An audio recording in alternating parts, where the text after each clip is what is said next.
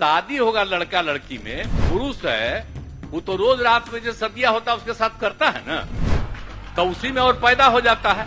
और लड़की पढ़ लेती है तो हमको मालूम था कि वो करेगा ठीक है, लेकिन अंतिम में भीतर मत घुसाओ, उसको बाहर कर दो।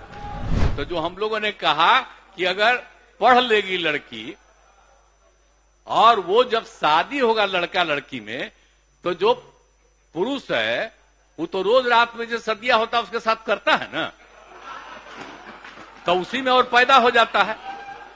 और लड़की पढ़ लेती है तो हमको मालूम था कि वो करेगा ठीक है, लेकिन अंतिम में भीतर मत घुसाओ, उसको बाहर कर दो। करता तो है, तो उसी में अब समझ लीजिए संख्या घट रही है। अब आप जान लीजिए कि जो संख्या थी पहले, आप पत्रकार लोग भी ठीक से समझिए मेरा बतवा को, याद करिए। अब पहले क्या था, अरे सुनो, 4.3, अब घटते घटते लास्ट ईयर के पहले ही जो रिपोर्ट आई है, अभी तो और हम कहें नया रिपोर्ट दे दो, तो 2.9 पर पहुंच गए। अब बहुत जल्दी 2 के पास हम लोग पहुंच जाएंगे। तो इसीलिए जरा ये जान लीजिए कि कितना खुशी की बात है।